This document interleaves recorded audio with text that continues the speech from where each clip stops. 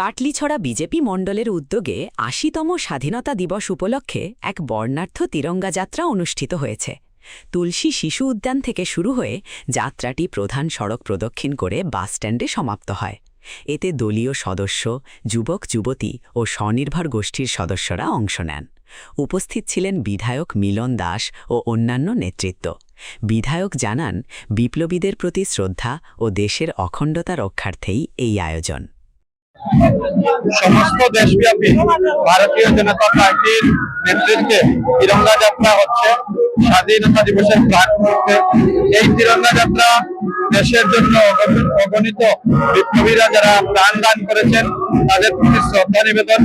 এই তিরঙ্গা যাত্রা দেশের অখণ্ডতা রক্ষা প্রতীক। এই তিরঙ্গা যাত্রা আরো একবার সবাইকে একসাথে মিলেমিশে দেশকে এগিয়ে নিয়ে যাওয়ার বার্তা প্রদান করে।